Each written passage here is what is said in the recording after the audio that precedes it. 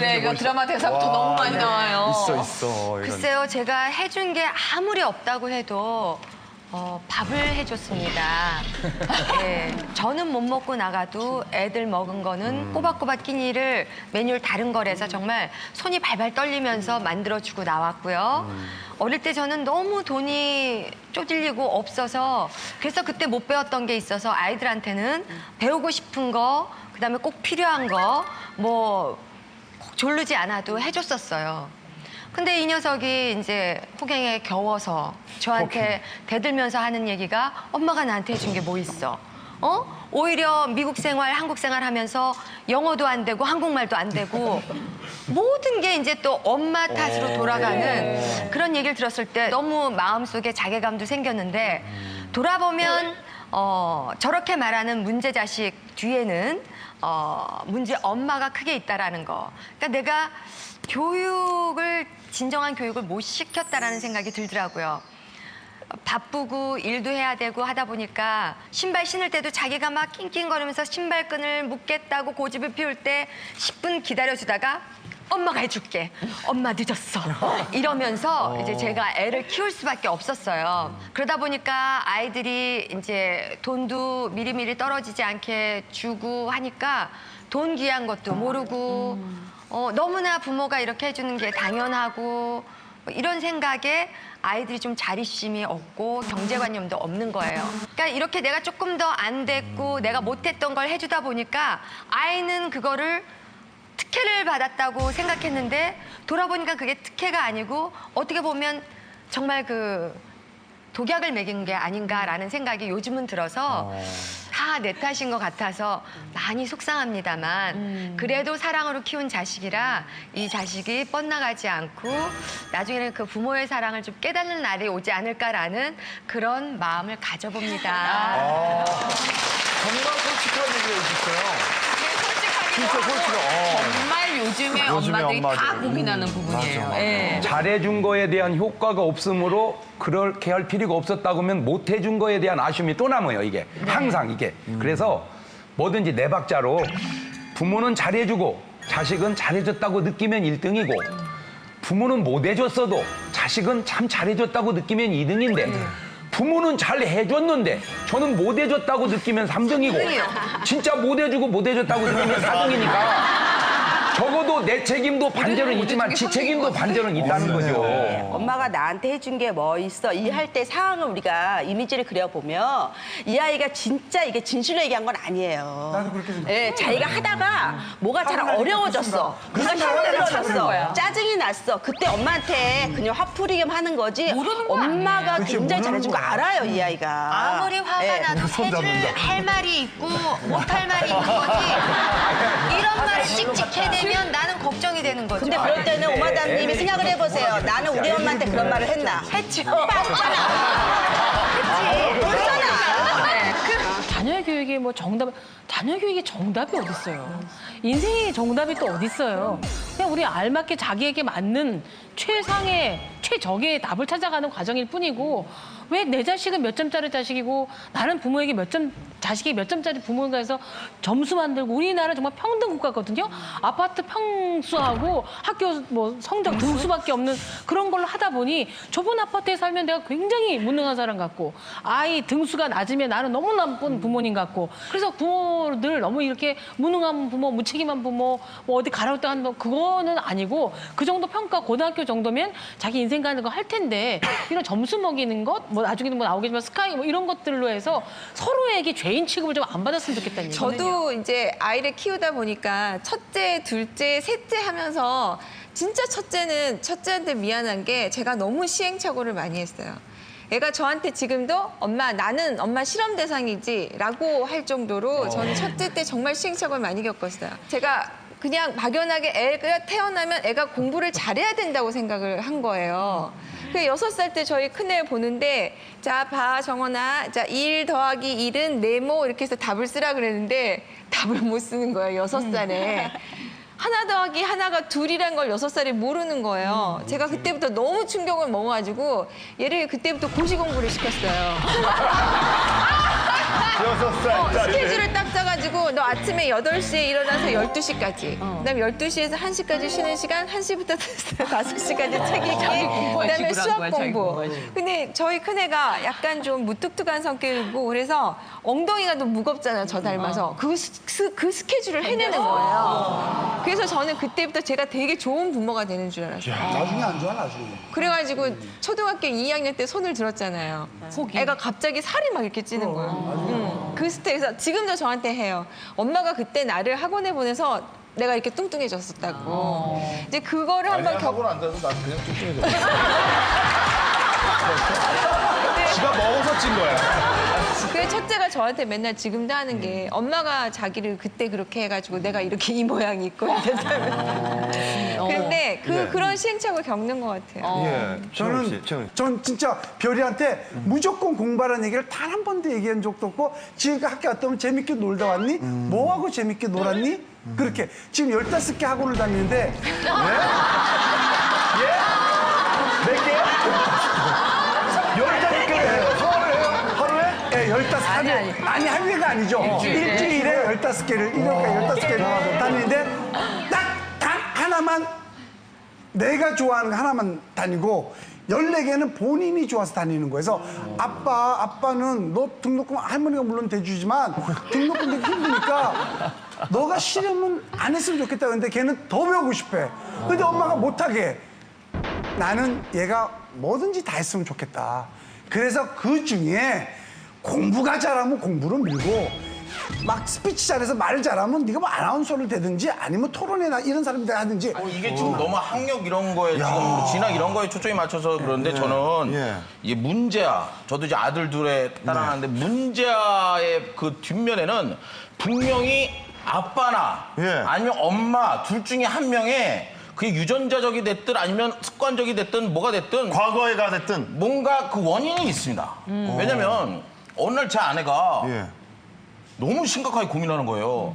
여보, 내 지갑에서 돈 꺼내갔어? 야, 미쳤냐? 내가 당신 지갑에서 왜 돈을 꺼내?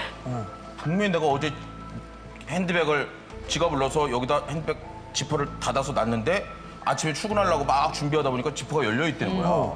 그 지갑에서 10,000원짜리를 세봤더니 지금 하나가 빈대는 거야. 근데 시어머니가 또 할머니가 막 왔어. 야, 애미야 무슨 일이냐? 어머니, 제 지갑에서 10,000원이 없어졌는데 야, 지혜미 닮았으면은 네 새끼가 갖고 왔겠지? 분명히 나한테 보이는 거야. 야, 아들들 따라라, 일로 와봐. 자수하면은 용서해주고. 그랬더니, 야, 이것들이 또 나 닮아서 연기가 좀.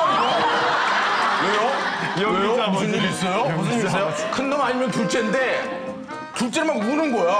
억울해서. 우니까 이것도 또 너무 의심이 돼. 울 일이 아닌데. 돈이 집에서 없어지면 안 되지 않아? 아빠가 이러면서. 대사까지. 큰 놈은 6학년짜리는 지금 학교가 늦었어요. 빨리요. 엄마가 잘못 놓으신 거 아니에요? 얘 또 너무 이성적이야. 둘다 수상하다. 둘다 수상한 거야. 수상함을 좁혀야지. 이런 가소로운 것들 내가 다 훔쳐봤는데. 그래서 제가 그날 미행을 붙었습니다. 미행을 붙었더니 큰 놈이 학교 끝나고 학원을 갔다 오면서 문자 메시지를 친구랑 막 하더니 저희 집 쪽으로 가다 학교에 이렇게 가다가 집으로 오려면 우회전을 해야 되는데 얘가 이렇게 하면서 이렇게 좌회전을 하더라고요.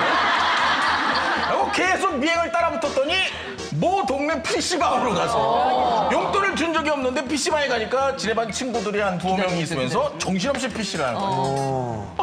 그 현장을 내가 잡았는데 얼마나 재밌던지. 일로 와! 나와! 그때 그 간절한 표정이란 아까 문제 부모라고 얘기한 건 딱 2가지인 것 같아요. 지나치게 과도한 관심이거나 지나치게 무관심. 보면 얼마 전에도 왜 교내에서 1등을 했는데 전국 1등을 하지 않았다고 야구방망이로 아들 때리고 그래서 아들이 엄마를 살해한 사건이 있었어요. 과도한 욕심의 경우죠.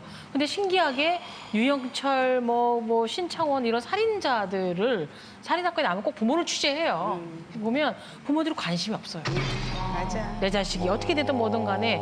그래서 이게 조절하는 게 굉장히 중요한데 문제 부모라고 하는 거 아가처럼 지나치게 자기 꿈을 확대해서 너무 간섭을 하거나 아니면 그냥 나만 놓고 그냥 방목 정도가 아니라 무책임해버리거나 아니면 초기 애착 단계에서 뭐 18개월인가 뭐 그렇게 하던데 그 단계에서만이라도 할머니건 어머니건 사랑만 해주면 그렇게 문제로 자라지 않는다라는 거예요. 자식은 그냥 믿고 기다려줘야 될 대상인 거지 내가 뭐 키우는 특용 작물이 아니라는 건데 우리 너무 장애용물을 하는 것 같아요. 믿고 기다리는 게 정말 필요한 게 제가 그래서 초등학교 때 이제 광주로 전학을 왔는데 안 시골에서 기다리잖아요. 이렇게 딱 올라왔더니 제가 이제 시골에서는 좀 나름 공부를 좀 했어요. 그랬는데 이게 이제 도시에 올라오니까 제가 아무 제 존재감이 없는 거예요. 그리고 이미 거기에는 자기들의 이렇게 이게 이미 다 팀이 짜 있어. 선생님한테 인정받는 애들이 있고 초등학교 때는 또 선생님한테 인정받는 게 되게 중요하잖아요. 선생님이 절대 저하고 눈도 안 마주쳐주고 수업 시간에 이렇게 손을 들어도 저는 안 시켜주는 거예요. 그러니까 그때부터 제가 좀 삐뚤어 나가기 시작을 했어요. 그래가지고 시험을 보면 일부러 제가 애들을 막 컨닝을 시켜주는 거예요. 그래서 내가 공부를 잘한다는 걸 애들한테 막 이렇게 보이고 싶은 거야. 그래가지고 막 그 컨닝을 시켜주고 선생님이 식사 시간에 그때는 점심 시간에 밥을 배달을 했는데 그 밥 배달 시간에 맞춰가지고 제가 매일같이 편지를 쓰는 거예요. 선생님은 뭐가 불공평하고 선생님 무슨 수업 시간에 이렇게 한 거는 부당한 대우였고 이걸 쪽지를 써가지고 이렇게 선생님 밥 밑에다가 변호사의 자질이 보였네요. 그래서 언니 안 맞으신 거예요. 그래서 누가 안 선생님이 맞지. 그 청소 시간에 저를 불러요. 너지? 그러면 네. 그리고 그때는 이제 반성의 눈빛으로 눈물을 뚝뚝뚝뚝 흘려요. 그 다음날 또 편지를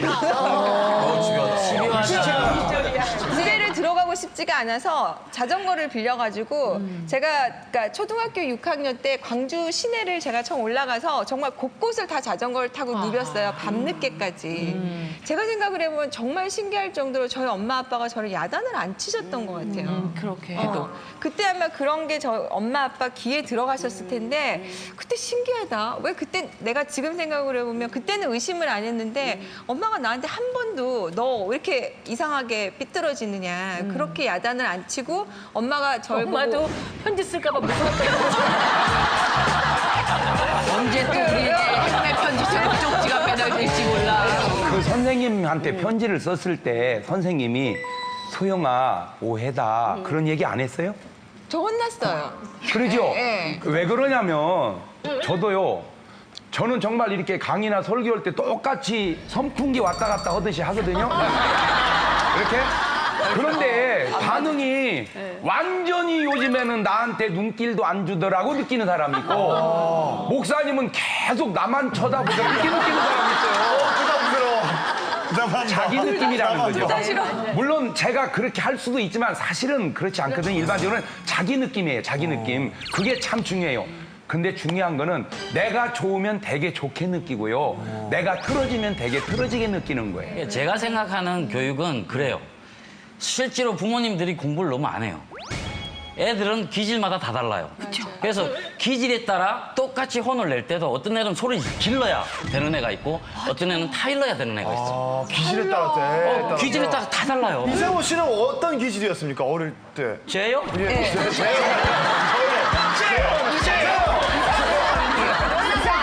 갑자기 쿡 들어오니까. 정말 궁금해서. 저는 사실 중간에 굉장히 큰 변화가 생겼어요. 저는 어릴 때 계모 밑에서 컸거든요. 그래서 자라면서 그 환경의 변화가 저는 굉장히 밝고 떠들고 이렇게 활달한 친구였는데 나중에 바뀌었어요. 학교에서는 정말 있는지 없는지 티도 안 나는. 근데 다시 고등학교쯤 가고 대학쯤 가니까 다시 옛날이 나오는 거예요. 그러니까 내가 편안해지니까. 어쨌든 우리가 5남매였는데 환경의 변화가 엄청 컸어요. 그때 아까 학교의 변화는 비교도 안 되죠. 집 안에서의 어떤 24시간 내내 엄마가 달라졌으니까. 그러니까 뭐 내가 아버지가 사별하신 게 아니라 전 생모가 있는 상황이었고. 그럼 이런 상황이면 그때 충격은 엄청 커요. 그때 내가 뭘로 버텼나? 형 누나들 때문에 버틴 거예요. 제가 막내인데 큰형 큰 누나들이 저를 되게 헌신적으로 보살폈어요. 지금도 제가 이 얘기를 큰형 앞에서 다 하면 큰 누나 앞에서 하면 형 누나들이 눈물을 흘려요. 그렇게 알아주니까 자기를. 난 형 누나들 때문에 삐뚤어지지 않고 잘 살았다. 우리 큰형이 습관처럼 했던 얘기가 우리 가정 환경이면 한 2명은 이렇게 교도소에 가 있고 이래야 되는데 우리 너무 잘 큰 거 아니냐? 뭐 이러면서 얘기를 하는데 그러니까 교육이라는 게 결국 어떤 환경을 만들어 주느냐. 그리고 부모님들이 공부를 하셔야 돼요. 사실 발달 단계가 있어요. 5돌 되기 전까지 보면 정말로 재밌는 게 많습니다. 아이들이요, 여기 전문가 선생님 계시지만 자기 충돌 조절 기능이라는 게 있대요. 예를 들어서 사탕을 딱 주고 야, 이거 내가 나갔다 올 때까지 먹지 마 하면 그걸 안 먹고 기다릴 수 있으려면 최소한 2돌 이상이 지나야 돼요. 그걸 모르고 애한테 그걸 강요를 한다고. 이러면 잘못된 교육이 되는 거예요. 5살? 어우, 지금 우리 집 유인경만 하면 못할 텐데. 그거는 자기 조절 능력이 없는 게 아니라 그냥 저지른 거예요. 난 이러고 나면 어떤 대가를 치를지 알면서 그냥 저지르는 거고. 그게 아니라 엉뚱이 치르고 있습니다. 자식 키워보니까 부모님 심정 알겠던 때가 있지 않나요? 많이 있죠. 예. 어제 저희 드라마 보면서 애 낳는 장면에 나오는데 이제 아이를 낳더니 친정엄마가 오니까 막 울면서 나 이제 엄마 마음 알 것 같아 이러니까 저희 딸들이 막 울면서 엄마도 그러냐고 그랬냐고 우리 저렇게 힘들게 낳냐고 하더라고요. 그러니까 저도 약간 울컥했는데 애들 키워보면서 제가 저희 엄마한테 아빠한테 되게 감사한 게 내가 그랬을 때 우리 엄마 아빠는 나를 참 야단치지 않으셨구나. 나한테 정말 얘기를 안 하고 그냥 정말 기다려주셨구나 했을 때가 많이 있어요. 근데 저는 제가 이렇게 보면 성격이 약간 급해가지고 기다려야 되고 믿어줘야 된다는 걸 알면서도 걔한테 꼭 그걸 확인을 시켜주고 싶은 막 이런 생각이 드는 거예요. 네가 이건 잘못한 거야. 너 요거는 이거 고쳐야 돼. 그럴 때 이제 생각이 좀 많이 들죠. 어머님한테. 야, 참 탐내기 힘드네. 오래간만에 좀 순서 잡아. 오래 기다리셨어. 오래 좀 기다리셨어. 들어가려면 턱해라고 턱해. 아주 도토리 뭐 하듯이 이제 좀 내 얘기 좀 해야 되겠어. 나는 반대야. 나는 내 자식한테 이렇게 헌신을 다해서 참 키우고 있는데 우리 부모는 물론 그 시대가 가난했지만 나를 어려서 너무 고생시켰다. 그래서 나는 애들한테 있는 거 없는 거 다 해줘요. 불편하지 않게. 나는 그 없다는 데에 대해서 하고 싶은데 못한다는 데에서 상당히 스트레스를 받았어요. 어릴 때요? 그래서 애들을 막 풀어놨어. 나는. 어떤 걸 못하셨어요, 어릴 때? 뭐 맨날 뭐 또 얘기하지만 쌀 백업 타면 나만 가라 그러고 동해에서 뭐 해라 그러면 나만 가라 그러고 왜 우리 집이 난 아들도 아닌데 나만 시켜 먹었나 몰라. 그래서 내가 지금 이렇게 극성스럽고 못하는 일이 없는 것 같은 좋은 점도 얻었을는지 몰랐는데 그때 당하는 어린 어맹난이는 너무 벅찼어. 영천에서 을지로 육가까지 이사를 가는데 이사를 가. 네. 근데 우리더러 가래. 그리고 어른들은 나가버렸어. 근데 우리 동생은 국민학교 3학년이고 나는 중학교 2학년이고 그런데 그걸 어떡하란 말이야. 구르마 아저씨만 대주면서 자기는 급해서 가야 된대.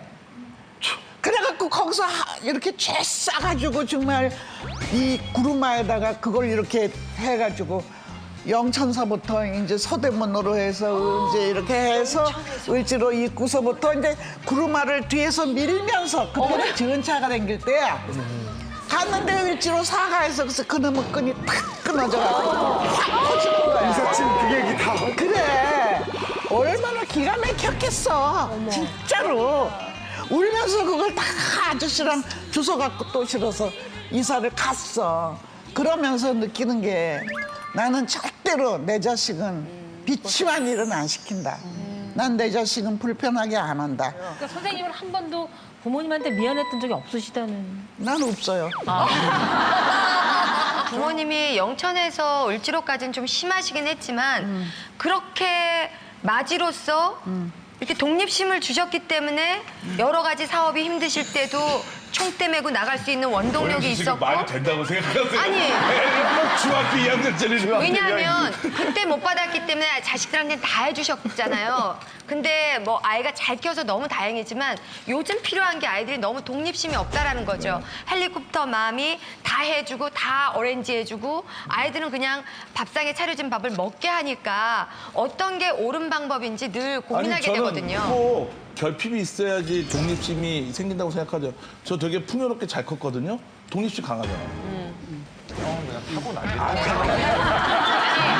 지금 저희 자식 키우면서 부모님한테 미안했던 적이 있었던 상우 씨는 있나요? 자식 키우면서 내가 부모님한테 이런 건 정말 미안하다라는 생각이 들 때가 있나요?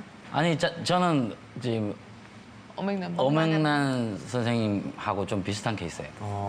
저는 아버지를 이해를 못했어요. 왜 자식 낳아보면 부모 마음 안다 그러잖아요. 저는 자식 낳아보니까 더 이해를 못하겠어요. 그러니까 어릴 때 맛있는 게 있으면 아버지 장롱이 항상 있었어요. 거기에 새엄마가 바나나하고 거기 꿀하고 맛있는 게 거기 항상 다 들어있어. 근데 그걸 아버님만 드셔요. 그러니까 나는 애를 낳고 키우면서 좋은 게 있으면 애한테 먼저 늘 주고 싶은데 그게 누구나 다 부모의 마음이 그런 것 같은데 우리 아버지는 왜 그랬을까? 이해가 안 되는데 우리 아버님이 할아버지가 3대 독자였고 아버지가 이제 4대째인데 첫 아들이에요. 등이 땅에 댄 적이 없답니다. 어릴 때. 그러니까 늘 들고 키웠대요. 그래서 아버지가 되게 이기적인 분으로 이제 크신 것 같아요. 그래서 그런 건지 난 그래도 이해가 안 돼요. 지금도 이해가 안 돼요.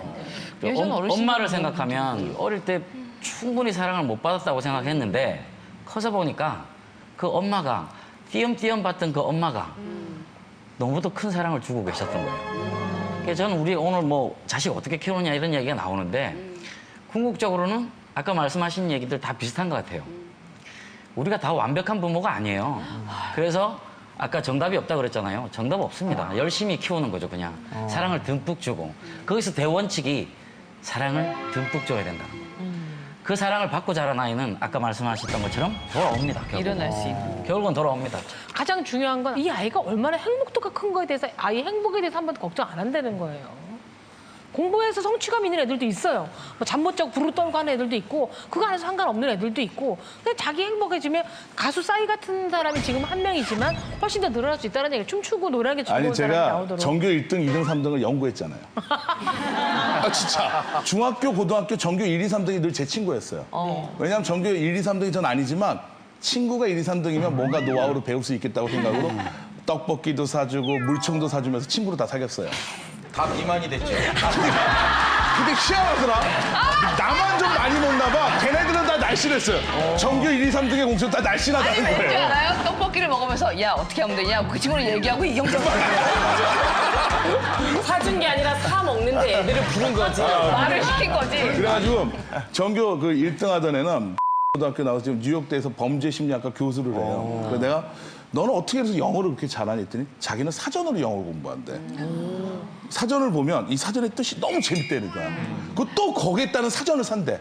그래서 사전 3개를 놓고 영어 공부를 한대. 그래서 그 사전 3개를 거의 다 외우다시피 한 거야. 아 도저히 내가 갈 수 없는 길이구나. 왜 내가 전교 1등을 못했는지 알겠는 거예요. 공부를 잘하는 녀석이 공부를 열심히까지 한 거야. 좋아해, 막. 게다가 또 재밌어까지 해. 그래서 나는 전교 1, 2, 3등은 운명이다. 성실과 노력과 재미가 있어야 되는 거고 저는 되도록이면 시험 문제 맞추는 쪽으로 갔어요. 그래서 제가 원하는 수준의 대학을 겨우 그냥 문 닫고 제가 들어갔는데 제가 큰딸하고 둘째 딸도 공부하는 법을 얘기할 때 그렇게 얘기합니다. 아빠 때만 해도 공부 안 하는 애들이 많았어. 그래서 공부하면 좀 갔어. 근데 지금은 다 공부를 해. 그래서 공부를 하고도 거기서 또 유별나야 된다. 맞아요. 이 길이 너무 힘들다면 얘기해라. 다른 나라 교육계를 한번 알아보면 아빠가. 뭐 동남아도 좋고 동부 유럽도 좋고 한번 아빠가 알아볼 테니까 대한민국 교육계가 너무 힘들다면 나는 굳이 너를 여기다 놓고 싶지 않다. 이렇게 얘기해요. 그러니까 같은 길을 가지 않더라도 사실 부모와의 갈등도 줄고 아이도 할 걸 찾고 이러면 진짜 좋은 거잖아요. 그렇죠. 저희 아이가 대안학교를 나왔거든요. 왜냐하면 보니까 공부에는 좀 소질이 없는 것 같고 고등학교 올라가면 아이들 아이들은 더욱더 공부에 매진할 텐데 얘는 심심하고 그러려면 그냥 전인교육을 시킨다는 그런 대안학교를 찾아보기 시작했는데 가장 큰 반대자는 남편이었죠. 왜냐하면 얘가 검정고시에 떨어지면 우리 집안에 중졸이 나온다고 그 제도권 공부를 했던 우리 남편한테는 그건 견딜 수 없는 불안감이었어요. 그래서 우리 남편을 설득하는 게 가장 힘들었던 건데 지금은 만족도가 제일 본인이 좋아하죠. 예전엔 대안학교가 찾기가 쉽지 않았는데 요즘은 고르기가 너무 네, 힘들 너무 정도로 많이 많아요. 생겼다고 너무 그러더라고요. 제가 아는 대안학교는요. 와서 계속 놀다가 한 가지 하는 게 있어요. 성경 속에 잠언이라는 책이 있습니다. 31장이에요. 그냥 딱 보여주는 거예요. 이렇게 딱 보고 그리고 덮어 써 그래요. 뭘 써요? 뭘 쓰냐고 딱 봤는데 그러니까 이 다음 볼 때는 아 이거 읽을 새도 없구나 그냥 딱 봐요. 그리고 또 쓰라는 거예요. 계속 계속 훈련을 하는데 읽고 암기하는 훈련을 하는 게 아니고 찍는 훈련을 하는 거예요. 근데 놀라운 사실이 애들이 한두 명이 아니고 계속 훈련을 받으니까 찍으면 그걸 계속 외우는 거예요. 이때 애들이 느끼는 게 내가 천재구나. 내가 천재구나. 그때부터 이제 책 읽는 습관이 애들이 돼. 요 식으로 딴 것도 다 하는 거예요, 이렇게. 예, 그래가지고 공부할 수 있을 때 하세요. 좋은 대학 갈 수 있는 데 가세요. 다만 다 가는 길은 아니니까.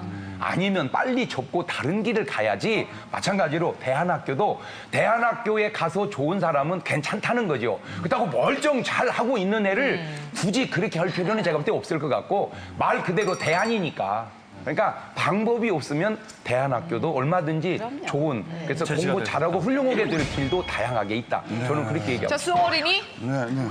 자, 진행해. 있다 뭐가 있다 없다 있다 없다 있다 없다 천재야, 천재. 있다 없다 이거 자, 살다 보면 이런 일 있다.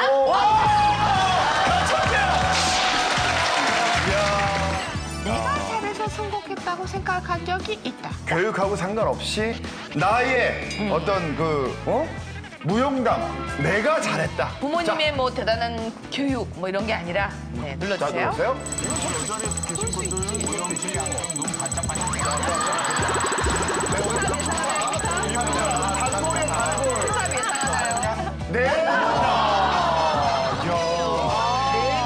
내가 잘해서 아닌 분이 또 궁금하시네. 힘 받았다, 힘 받았다. 그러니까 부모님 아닌 분이 여기에요. 네. 부모님 덕이다 그러면? 네. 진짜요? 네, 거의 저는 다 유전자죠. 저희 아버지 정말 책 많이 읽으셨어요. 아버지가 하루 종일 책 읽고 있으시니까 그냥 덩달아 보게 된 거고요. 저희 어머니도 뭐 저한테 그렇게 옛날 얘기를 많이 해주셨어요. 그래서 뭐 얘기하고 그래서 그런 것들이 저한테 물려와서 글을 쓰거나 뭐 하거나 얘기를 할 때 물려온 거지 저는 정말 노력파 아니거든요. 네. 그러면 제 눈으로. 식당은 누구한테 물려받으신 거예요? 아버지요. 저희 아버님은 간식으로 돈가스를 드셨고요. 어머나. 오랜만에 제 친구를 길거리에서 만나면 꼭 돈을 쥐어주면서 떡 사 먹어라. 먹을 거를. 세대가 언젠데 예, 다 부모 덕분이라고. 이야 그렇다면 여기서부터 주인공마다 빼놓고 나머지 네 명. 자기가 잘해서 성공했다는 거잖아요. 그럼 이거 지금 다 각자 무슨 얘기들을 할까 막 얘기 생각하고 있을 텐데 네 분 풀샷해서 이 네 사람은 자기가 잘해서 성공한 사람들입니다. 자막 처리하고 그냥 끝내는 거예요. 정말 부모님 서운하게. 자화장 치라는 걸 들어야 돼? 우리 한 번씩만 살짝. 아 이거 끝까지 밀어야 돼. 네. 나는 우연찮게 우리 엄마 친구의 남편이 영화 감독인데 대학교 1학년 때 여름방학 때인데 오라고 그래서 아 이거 뭐 학교 이거 좀 휴학하고 월급 좀 받아가지고 우리 엄마가 돈 없다 그러는데 월급 받아서 모아서 2학기를 되니까 그러고 갔어요. 아 근데 그 사람이 나를 보더니 야야 너 이리 와 너 누구누구 딸이지? 네네 그렇습니다. 야 너 영화 배우 할래? 아우 이러는 거야. 그 감독이 미쳤나 봐. 아니 여드름이 덕지덕지하고 그런데 한마디로 네 하겠어요 그랬어. 한마디로. 내가 해야 된다고 결심이 그 자리에서 나와버렸어. 너 엄마한테 안 물어봐도 되니? 아유 안 물어봐도 돼요. 이래갖고 내가 단종회사에 그 단종비 역할을 벼랑간 그 촌년 시커먼 게 왕비가 된 거야 왕비. 첫 역할부터. 당당하게 왕비됐어. 그다음에 줄줄이 운이 졸리니까 줄줄이 사탕으로 놓은 적이 없어. 놓은 적이 없어. 다 히트야. 그냥 히트야. 지금까지 히트야. 지금까지 히트야. 아, 얘기 들어보니까 맞는데요. 홍실 다 갖추셨네. 마담님은 내가 잘해서 성공했다. 진짜 그렇게 생각해요, 누나? 왜냐하면 저희 엄마가 힘들었던 건 빠듯하게 돈을 준 거예요. 과외 할래, 피아노 할래, 한 개씩만 골라. 이렇게 해서 해준 거고요. 제가 다 알아서 했어요. 요즘은 검색하면 금방 나오지만 제가 다 다녀가지고 시장 조사해서 뭐 해서 지금도 너무 기특한 거야. 내가 그 KBS 시험을 보러 올 때 어떻게 68번 버스를 타고 여의도에 내려서 그 어린 것이 카메라에 맞는 옷을 골라서 그 없는 돈으로 그럴 걸 해가지고 시험을 봤을까? 지금도 궁금해요. 68번 버스 탈 수 있죠, 대학생. 대학교 2학년 때 개그맨 됐는데? 그래요, 맞아. 다들 그렇게 했었으면 모르는데 어찌됐든 저는 또 그때 지금 보면 자식을 시집장가를 보내려고 온 전화에 좋은 사람 없어요 하고 엄마들끼리 막 정보를 교환하는데 저는 그런 것도 없이 그냥 대학교 선배가 미팅 시켜줘가지고 데리고만 나와봐. 내가 어떻게 볼 테니까. 딱 보는 순간 뿅 가게 만들어가지고 그건 좀 7년을 연애했는데 어찌됐든 쓰리키라고 했던 그 의사를 돈 한 푼 안 드리고 중매한 형한테 제가 양복을 사주겠다고 그랬는데도 아니 그냥 사기라고 했지 내가 언제 결혼하라고 했니 못 받는다 해서 정말 돈 한 푼 안 드리고 의사 사위를 보게 해드렸습니다. 아니, 나는 보통의 성공은 자기가 어렸을 때 무슨 배달하면서 그거를 벌러가지고 학원을 다니고 대학생이 버스 타고 가고 그리고 남편도 의사 만들려고 정말 자기가 열심히 해가지고 의사를 만들었다고. 우리 엄마는 빠듯하게 돈 대줬지 그래도 내가 좀 잘했구나라는 생각 드는 것도 당연한 거 아니에요? 그래서 오영실 마담님은 내가 잘해서 내가 68번 버스 타고 내가 가서 속눈썹하고 내가 가서 다 이걸 한 거랑 어머님도 과연 그렇게 생각하실지? 어머님! 부모가 자식 건강하게 기르지 않으려고 하는 사람이 어디 있겠습니까만은 그래도 얘가 어릴 때부터 너 희망이 뭐냐 하면 아나운서 될 거라고 생각하거든요. 그래서 그러면은 아나운서에 대해서 좀 얘를 좀 밀어줘야 되겠다 하는 이런 마음이 있었는데 속 썩인 적은 없습니다. 내가 뭐 이거 방송에는 거짓말하면 안 됩니다만 내가 학교에 다닐 때 너 남학생들 친구들이 많이 있지만은 그날 일어난 이야기를 내한테 다 해라.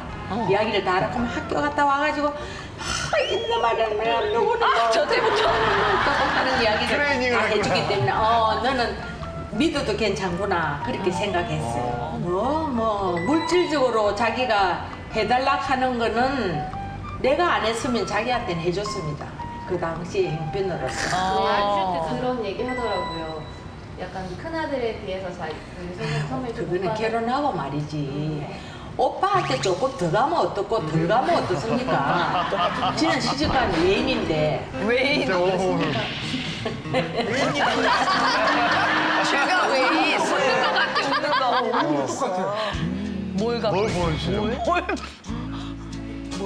언니 대학 졸업했나 봐요.